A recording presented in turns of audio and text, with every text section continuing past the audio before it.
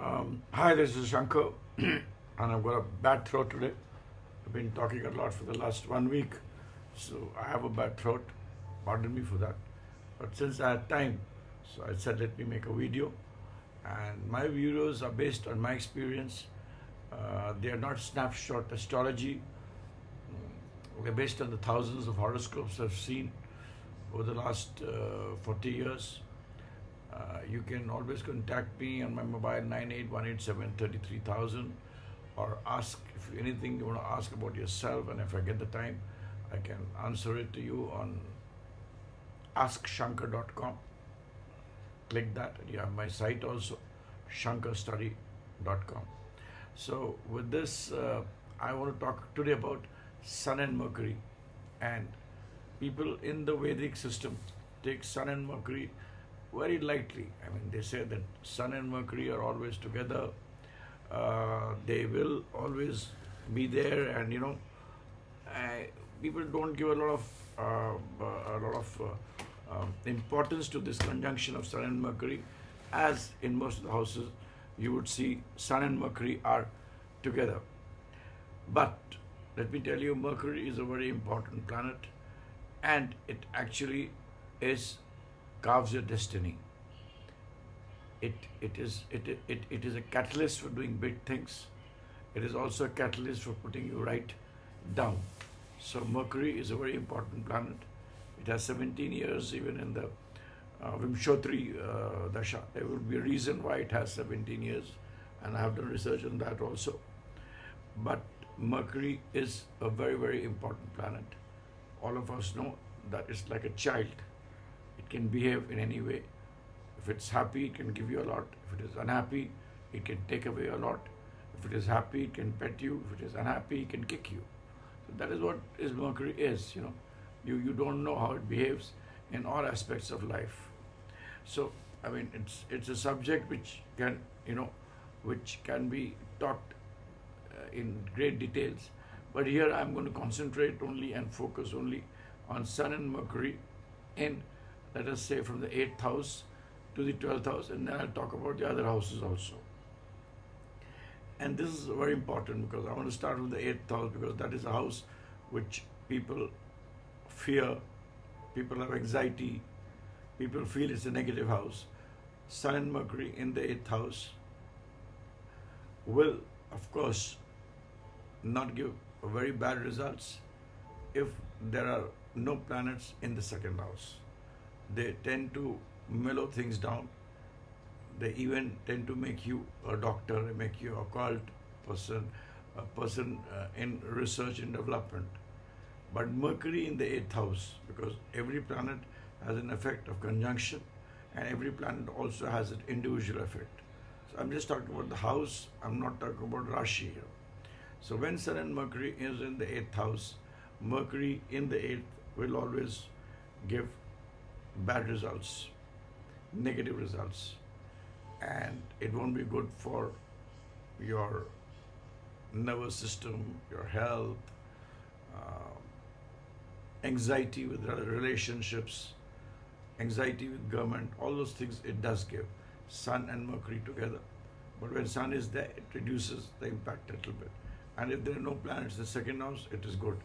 But when the planets are there in the 2nd house, that is the planet opposite to the 8th house, it increases your longevity. Sun and Mercury in the 8th house can also be a killer if you go through the Dasha, and if you go through the transit, you go to the Varshpal and other details, it could be very lethal. But when you have planets in the 2nd house, it does increase longevity, but it will not be good for other things. Especially health, it is going to create a problem. Sun and Mercury in 8th house, especially Mercury in the 8th house. Everything is related. People talk about Lal Kitab. I have read Lal Kitab, Brihunadi, the KP system, various other books, and also experience. And that is most important. I mean, the last 40 years this is not a profession for me. It's a subject of research for me. I see horoscopes, I talk to people, help them out, but it is not that I charge anything to you from anybody. And even if somebody forces to give it to me, I give it to my to an ashram which I run, which we run, the family runs. So Sun and Mercury in the 8th house I was talking about. A thing one can do if one has Sun and Mercury in the 8th house is you have to see which planets do good in 8th house. Mars and Mercury do very well. They go very well in the 8th house. Venus and Mercury also are not bad in 8th house. So if you have, and what does 8th house signify? The 8th house signifies the graveyard. 6th house signifies Patal Lok, the world under the earth. But 8th house is the graveyard. So if you take something which is made of glass, which represents Mercury, total glass, even the top is of the glass, everything is glass. I mean, total thing is of glass. You can get bottles and jars today. Put jaggery, which we call in Hindi gud, in the glass and bury it in a graveyard. So, a container of glass, put gud in that, jaggery in that, and bury it in the graveyard. It does help you in improving health conditions for those who have Sun and Mercury in the 8th house. It may not be so bad for finances. Every planet is good for life and non-life things. Sun and Mercury definitely will create health problems. Therefore, this is one thing which I've seen does work and has a logic behind it, because Mercury is nothing but, is represented by glass. Venus is also represented by glass, and jaggery is represented by sun. So if you put it in the graveyard, you are, and it's also representing Mars, the commander-in-chief of the whole system. You may have a very strong sun, but a bad Mars, the horoscope falls down by a couple of points.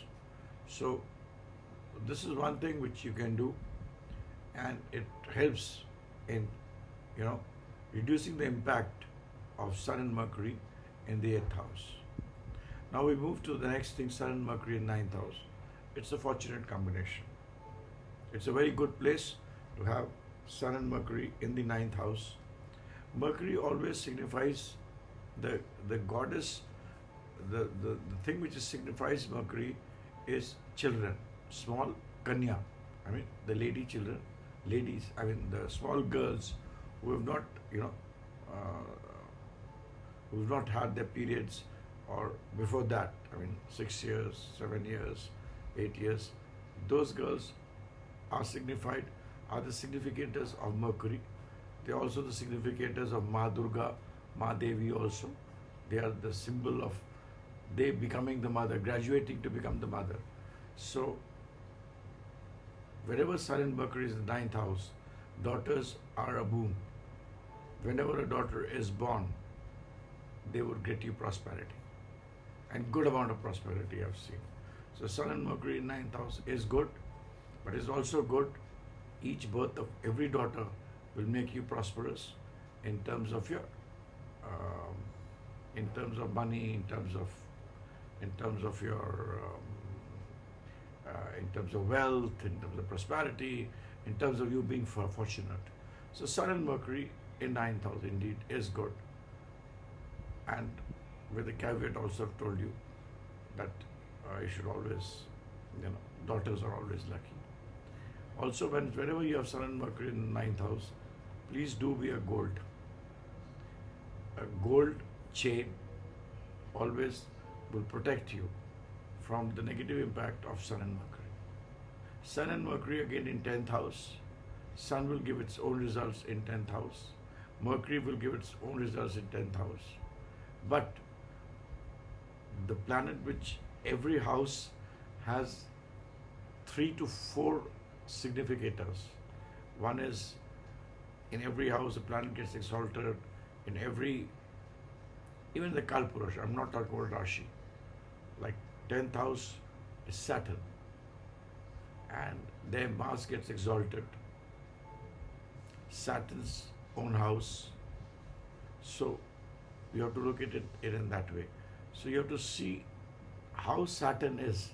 Whenever you look at Sun and Mercury in 10th house, and they will give results, but you have to look at Saturn, where it is placed, how it is placed, and how strong it is. When I come to talk about the negative results of Sun and Mercury in each house, I will talk about Sun and Mercury in the 10th house also. Now we come to Sun and Mercury in the 11th house. And one more thing, yes. Whenever you have Sun and Mercury in the 10th house, never forget to see the first and second house. Because 10th house is the house of your karma. And be very clear, astrology does not say that you everything is destined, the future is destined. You are born with a balance sheet, with a karma's balance sheet. It's like a company where you put your accounts and you close the account for a particular date, 30th March. 1st April, you're born. You're born with some kind of a karmic account. It is still my research and my mystery to understand that why a person with the same planetary position rises. I've seen people who are, putting a puncture. They have been able to make a shop for themselves. It's a very big thing. But I've also seen people who are making a puncture and, becoming, becoming multi-millionaires. Like the Hero Group, person was at a very low level. He was taking care of bicycles, putting punctures. He started manufacturing and he made the Hero Group, which is there today. So there are stories, and you see the combinations are the same. So what is important is that everybody is born with a certain amount of a vessel. Now the vessel can only contain some amount of water. That water is your karma. That is where you have to run. That is where you have to work. That is where you have to, be positive. Because if you are born with an utensil and you say everything is destiny and you don't fill it with that water, and you're not going to come up in life. So that is what your free will is and what your choices are. Even that is a fact which is there in astrology. Therefore, we always see the natal chart, the divisional charts, the Varshphal, the transits, the chart of the day, the Sanket, the time when the person has come to ask a question from you, what is the position, and it's a vector of a large number of things by which you could actually, come to a conclusion. And I've always seen that when I see only one horoscope, the first horoscope, I'm able to focus. There is intuition, which is important, where you can give the right, you're right, because you have to put a lot of thought into it. As soon as you come to your second horoscope, you are not you're tired. Your brain gets tired. So that's what happens. So it is not a frivolous science that people, certain things even I can see and tell and impress a person. But that's something which is there. You're born with some karmas you have to do. You have to meet people. It is destined whom you have to meet. It is also destined who is going to take money from you, who is going to rob you, etc., etc. That some parts of it are destined. But then you have a vessel, and you can fill that vessel with water, slowly, steadily, and be happy. That is what astrology is all about. So therefore, I was talking about Sun and Mercury in 10th house. Everything will depend on Saturn. How Saturn is placed. Saturn is one planet which you can always, which is very important, how you lead your life, how you do your karmas in the present, and that affects. Saturn will also, when you look at profession, when you look at 10th house, it is your karma which you do. Always look at the first house, which is yourself. You're the king. And the second house, the house of family, wealth, and so many other things. So if there are negative planets, the first and second house have planets which are contrary to each other, they will pull down your 10th house. If you do not have planets in the first and second house, and suppose you have a Saturn in 10th house, you would rise. It would be better. How much you rise, I will not make a comment, it will be better. I'll come to that later. Now, Saturn in 11th house is a peculiar place because 11th house has energies of Rahu and Saturn in it. And when Saturn is in 11th house, it always gives a kind of relationship which is something before you. And if you're staying in a house today, the B house, there would have been a house where you had stayed earlier, or your purvaj, or your predecessors were staying in some house earlier. If in that house, good actions, good deeds, puja, worship, and good actions are done, good people are staying, it will impact you and you'll be fortunate. There is a relationship between the two houses and the connectivity between the land, which is there. So whenever you have Saturn in the 11th house, do go and check up who are the people who are staying in the house where you were staying earlier or where your predecessors were staying earlier. I've seen people moving out of predecessor's house, going to some other house in a posher colony. That house they've sold it, and there a hotel is made. Wrong things happen. It has affected the person's health in some cases, wealth in some cases, mental agony in some cases, and time and again I've seen this. Sun and Mercury in the 12th house is a good combination to have. It will not give you any issues with the government. It will make you a very intelligent person. It will make you a charitable person. It will do good for your family. Okay. It will also make you think out of the box.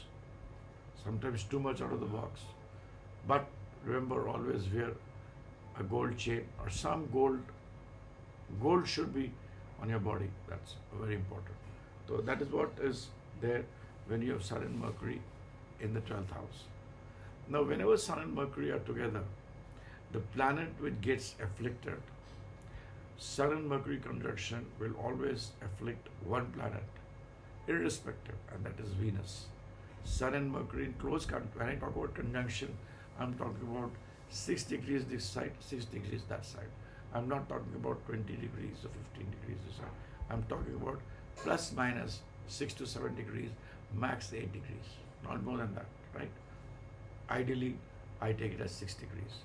Sun and Mercury together, either side 6 degrees. That is a conjunction which will give its full impact. When Sun and Mercury are in close conjunction, the planet, and if they're in very close conjunction, have a look at it, the planet which gets afflicted is Venus. And the Kartattva of Venus gets afflicted.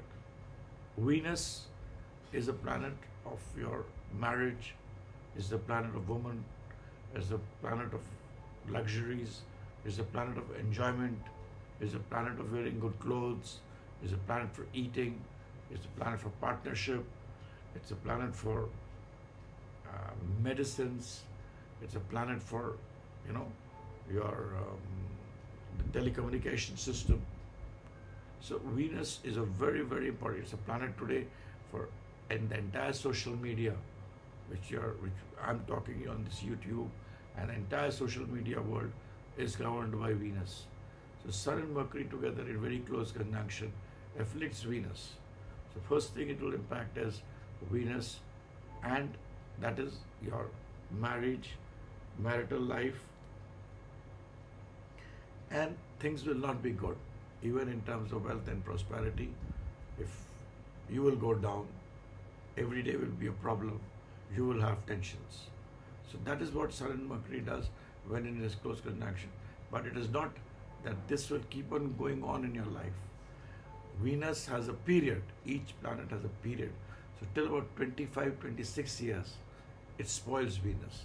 So the problems will come, the downfall. I mean, you put 100% of efforts, you get 30% of it. You know, you go to a wrong doctor, you go to the car and forget your keys, come back and don't find it, get irritated. Examples, and you can elucidate them and put them in a bigger scale. But that is what happens, and this happens till the age of 25 years. Sun and Mercury together afflicts Venus, and it is not good. Now, whenever Sun and Mercury are together, you should always see which are the planets in third, sixth, and fifth house. Because Mercury doesn't go well with Jupiter and Moon. Mercury is negative to Jupiter and Moon. So if you have Jupiter and Moon in the third house, sixth house, which are the Kalpurush planets of Mercury, forget the Rashi for a moment, third and sixth house, if you have Jupiter and Moon, and even in the fifth house, because Sun is there, you have Jupiter and Moon, then this combination of Sun and Mercury will not do good. People do not see this. I mean, they see Sun and Mercury, they see Jupiter in the third house. No, it is going to create problems for you. They see Sun and Mercury, they see Jupiter and Moon in the fifth house, or either or and. I mean, it could be only Jupiter only in third house, and Sun and Mercury together. It will create problems. It will create problems with respect to your sister, respect to your mother's sisters, father's sisters, your own sister, your own children. That is where it will create problems. Sun and Mercury together, but you have Jupiter, Moon, either or in conjunction in the third house, sixth house, or the fifth house. Because these are the Kalpurush houses of Mercury as well as Sun. So when you have negative planets which are not favorable to Mercury, they will create problems for Mercury. And when Mercury is not good, it will create problems for Sun. And when these two planets start fighting, then it will affect the Kartatva or the house where they are in. So this is how you have to see. There are hundreds of things that you have to see. Are very simple, but people. I mean, we should take care of these issues very carefully. Sun and Mercury in the second house also will create problems with wealth, with finances, with relationships, because the Kartatva, the owner of second house, the energy which is there in the second house is Jupiter. And Jupiter and Mercury don't do well.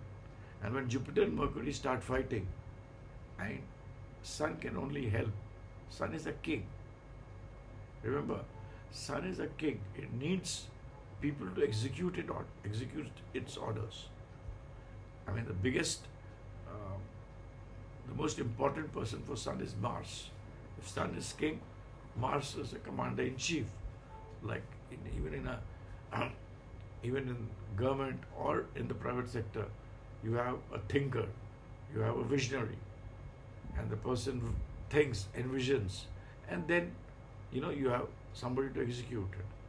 So you have to have a strong Mars. The vision of the king has to be fulfilled. So whenever Sun and Mercury are in the second house, they will create problems. To the extent they will create problems will depend on all the other 7 planets, and that is how you have to see the chart. But they do create problems there.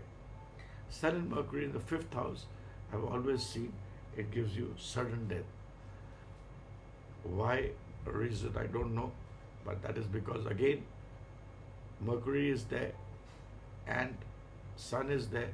fifth house is governed again by Jupiter to some extent. But I've seen Sun and Mercury in hundreds of horoscopes. It gives you sudden death. I'm not saying early death. I'm not saying late death. It could be, death has to be seen separately. But it always mostly gives sudden deaths.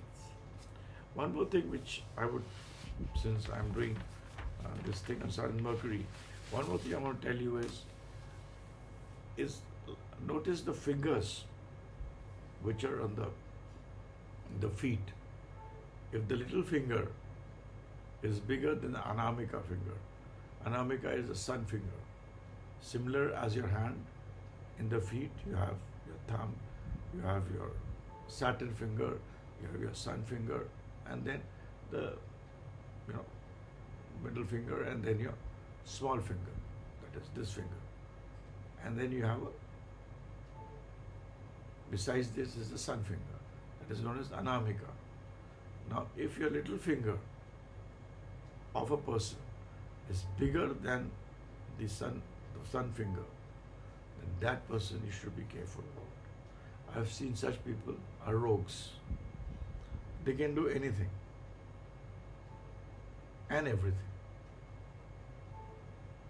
They can talk anything. They can dupe you.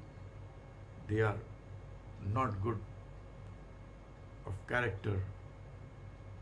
They could be even murderers.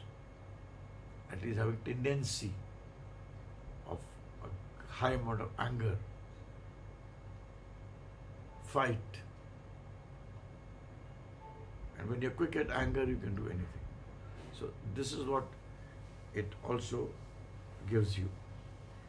Mercury, whenever it is not good well placed, that is when it is placed in the houses which are owned by Jupiter and Moon in the Kalpurush.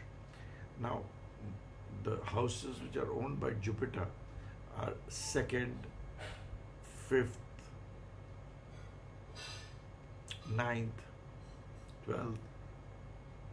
These are the houses which are owned by Jupiter. Jupiter has a strong hold on them, along with certain other energies. Now, whenever Mercury is there in those houses, it will only start giving good results after the age of 34. Till the age of 34, Mercury will not let you rise. Each step, 10 steps you take forward, it will push you back. It will push you back by 6 steps. So Mercury has this tendency that when it is not well placed, or when it is with enemies, and the biggest enemies are Moon and Jupiter. So it will all, till 34, the life is full of struggles. And that is where choice comes. That is where your individuality comes. That is where your sanskar comes. Whatever we've been taught by the environment. Whether you'll be able to, those 34 years, if you are able to weight them, after then, the results of the negative results of Mercury are over. And it will start behaving in a positive manner or a neutral manner, which will make sunshine. The king becomes more powerful. So it's when Mercury is not well placed, then it is still 34 years. It creates problems, but it also creates problems for your sister, your daughter, and also for your mothers and fathers, sisters. The sisters of your mother and the sisters of your father. We call them Mausi and Bua in Hindi. So that is where it creates a lot of issues. That is what it does. Mercury also, when not placed well, and I'll give you an example now. Suppose Sun and Mercury are in 10th house and you have Saturn there. Then you have a Saturn and Sun conjunction. You have a Saturn Mercury conjunction, and you have a Saturn Sun and Mercury conjunction. But whenever Saturn and Sun conjunction happens, the planets which get impacted by it are Mars, Venus, and Rahu, dragon head. Saturn and Sun together will impact these three planets. And when Mars, the commander-in-chief, Venus, the giver of wealth, and Rahu, which makes you to think out of the box, all the three planets turn away from you, the life becomes tough. And it becomes very tough because Sun is there and Sun is government. People will have issues with government. They will be seen with doubt by their superiors. Maybe nothing happens. Maybe the results are neutral. And that is why they say, don't think too much about the final results. Because it is bound that you will have some problem with the government. You will be humiliated with the government. You will be humiliated by your bosses. You will be looked down for some reason or the other by people around you. It's a negative thing. So one needs to be careful because three planets get affected.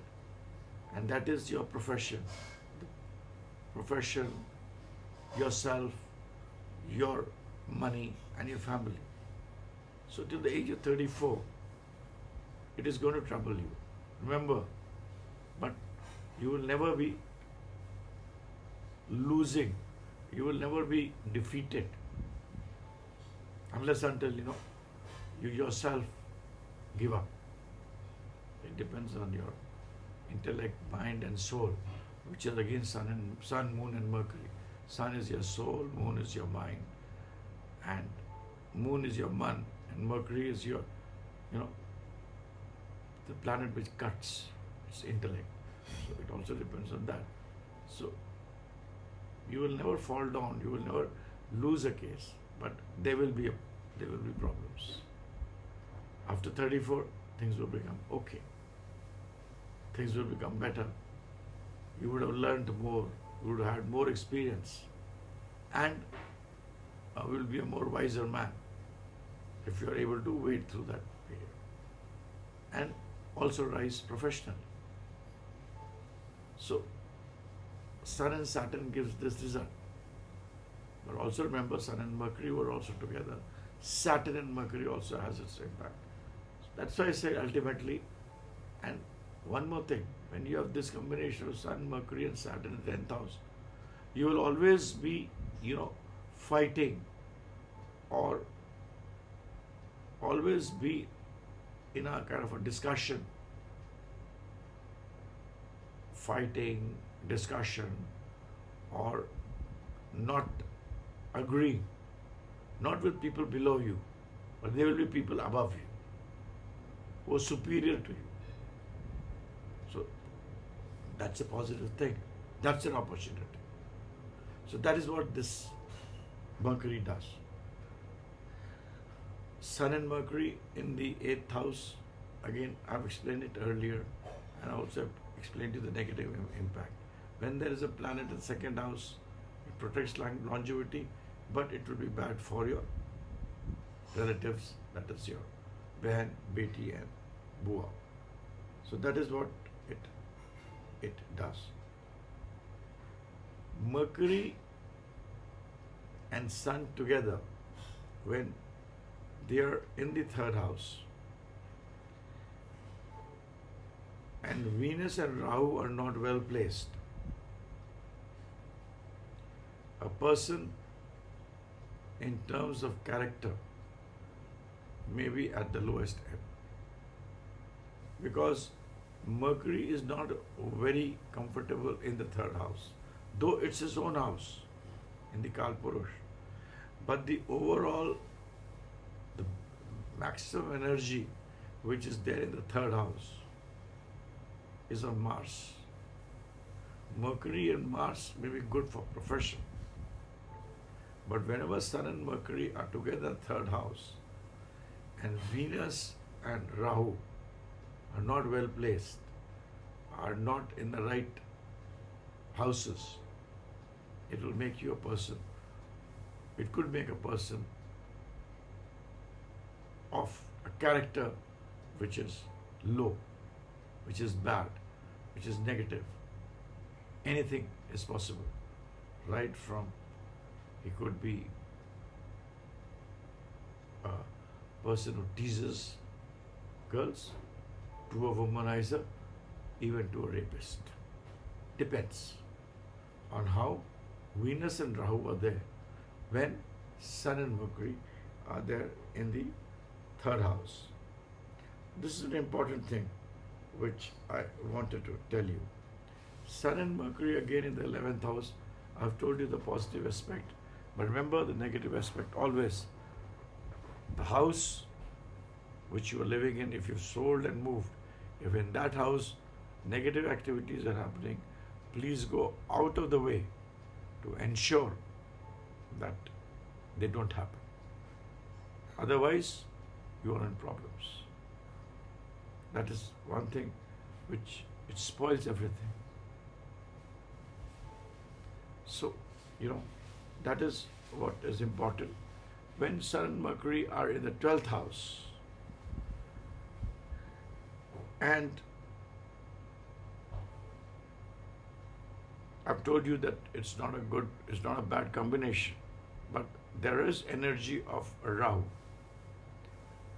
12th house has energy of Jupiter as well as Rahu, and that is the debilitation house of Rahu.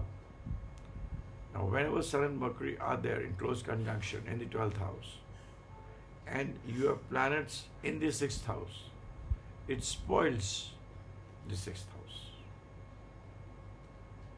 Sun and Mercury again in the 7th house is also not good for marriage, for children, and for relationships. Because 7th house is, the ruler is Venus. Sun and Venus don't go well. And thus there will be problems in marriage, marital life, in having progeny, or you may say you don't want a progeny, or you may be staying separately. I mean, it is going to create problems there whenever you have Sun and Mercury also in the 7th house. So this is what I wanted to give you